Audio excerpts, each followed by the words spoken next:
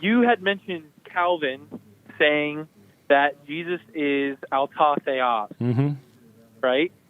And now, in my learning more about the Trinity and things like that, thanks to you actually, challenging evangelicals to get in it and learn about eternal generation. And one of the things that I found to be somewhat difficult at times was not falling into Jesus getting his godness from the Father, like right. as in he's lesser. How do we? And I pulled up. It was John 5:20. I just had it on my Bible app. John 5:26. For the Father has life in himself, and he has granted the Son also to have life in himself.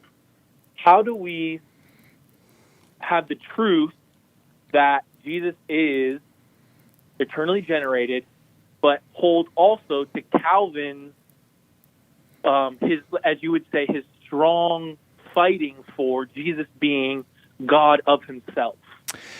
Well, Calvin recognized that the post-Nicene development in Christology tended toward the possibility of subordinationism.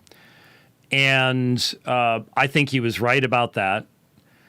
And yet, at the same time, there are others that would say, but the relational aspect between Father and Son has to be recognized in light of Jesus' own words or teachings like John 5, whatever it might be. And so how do you maintain that balance? And, of course, back in 2016, I think is when the eternal subordination of the Son issue exploded, and there was all sorts of books being written. And a lot of people were making the argumentation that the way to avoid the eternal subordination of the Son is through a strong emphasis upon the eternal generation of the Son. And yet, at the same time, a lot of the folks who were emphasizing that, really, I looked, and I may have missed it because I wasn't getting up each morning going, oh, I wonder what new has been published on the subject. But I wasn't seeing a lot of people recognizing the need that Calvin saw of emphasizing Jesus as autos theos, God in and of himself by nature. Now, part of this is because it seems to me that a lot of current Trinitarian discussions within Western culture are not done with an eye to taking this message outside of the academy. In other words, there is a anti-apologetic mindset amongst many people. Apologists, for lots of good reasons, are often dismissed from the academy as being imbalanced. It's almost the myth of neutrality has invaded the thinking of many theologians in the idea that you have to be pliable to allow the possibility of your position being in error, like talking about, say, a certain biological theory or something like that. You have to apply that to theology as well. And so apologists are seen as being hard-nosed or not truly scholarly or not really willing to follow the facts to the end and things like that.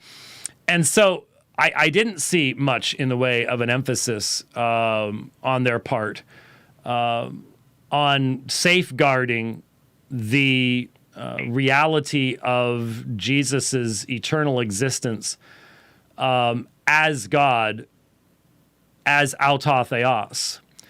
And so how do you maintain that balance? Well, first, I would point out that in John chapter 5, that context of having life in himself, that's in the context, and he gave him authority to execute judgment because he is the Son of Man. So I would really hesitate to try to utilize that to cast light back upon non-economic relationships between the Father and the Son. In other words, it would seem to me that in John chapter 5, what is being discussed here is the role that the Son has as the representative of the Father, as the one who can give life, who will judge.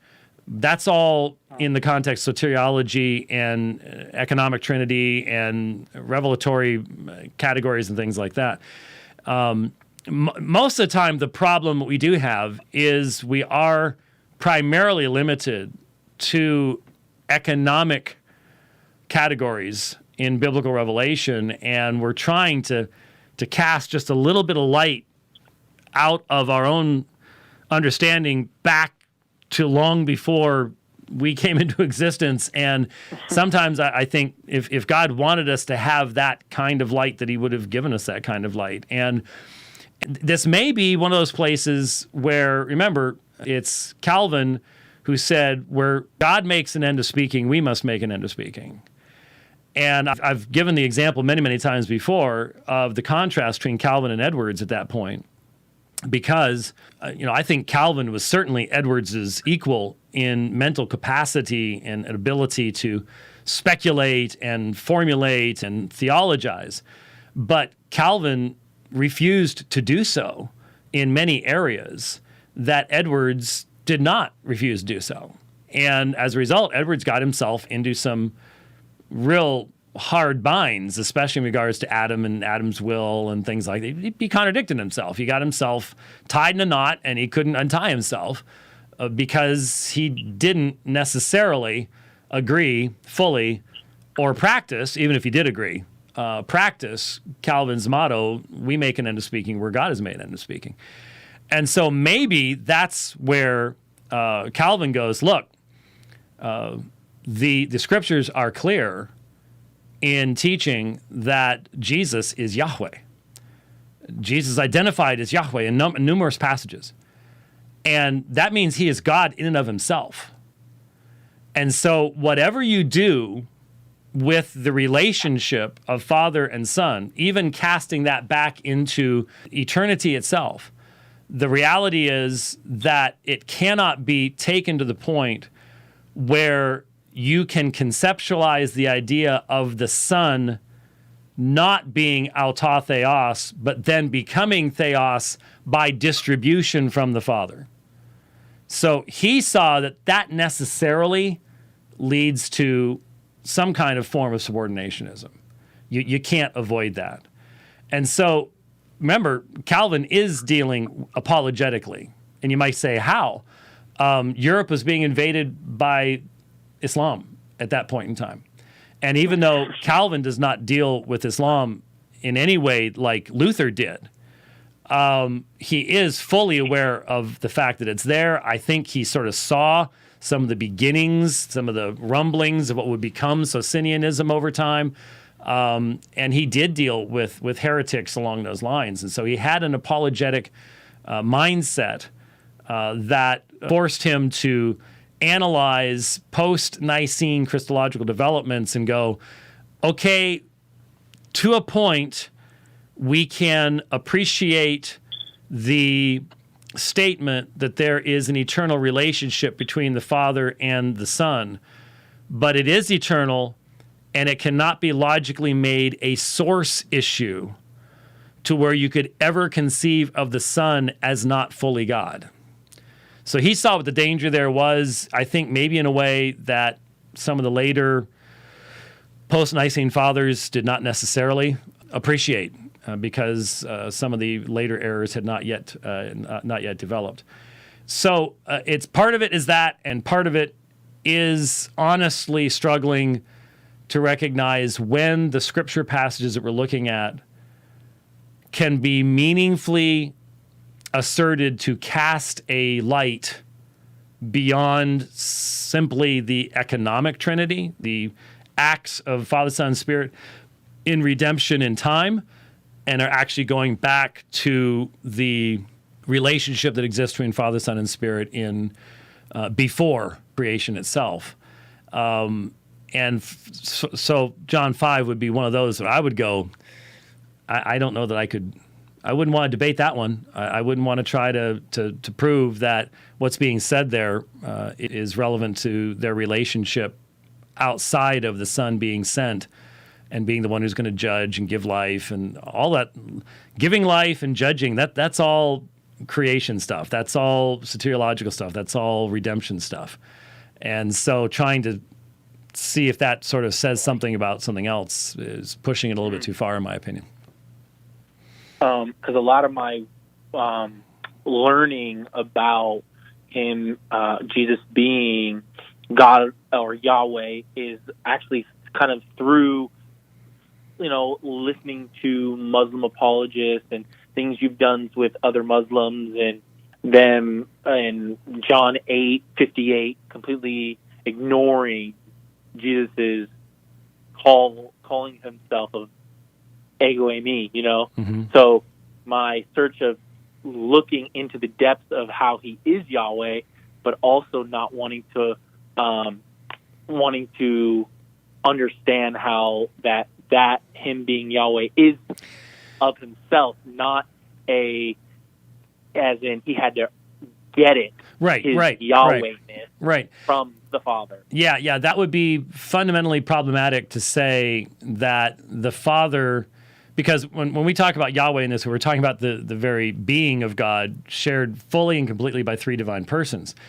If there is some kind of a situation to where you can consider Jesus's participation in the divine nature being mediated to him. Now, I realize all of this, even those who would emphasize that element of it, are saying it's transtemporal. It's not a time thing. It didn't begin to happen. It just always has been. It's a characteristic of the relationship. Okay, that's really hard to, because I can see how you can go there. It's the same issue that C.S. Lewis raises in Mere Christianity, because remember what he talks about there about the relationship of the Father and Son is he says if you have two books sitting on a table, the one that is on the top of the other owes its position to the one that's below it. Now take that out of time to where they have always been there. Then it simply becomes a description of their relationship, not supremacy, superiority, derivation, anything else. So the key issue to allow a person to talk about eternal generation, the Son as the Son in a proper relationship with the Father, is to emphasize this part right here, and that is, however you formulate that, it can never be allowed to bring into the mind a time or a state when that situation was not the case, so that the relationship is a characteristic of God's being, not something that comes about through action in time, or even action in logic, if you wanted to make it transtemporal. So I think that might be one way to sort of put those two things together and be able to emphasize Jesus as auto theos, because it is characteristic of the Son to have always borne this relationship to the Father in regards to the very nature of God, the very being of God, and that it could never be any other way. But unfortunately, most discussion of begettal, the emphasis, because of our own human language, is almost as an act of will. Something that the Father does that results in a change in the being for the Son, and that's where the problem would lie. I think that's what Calvin saw too.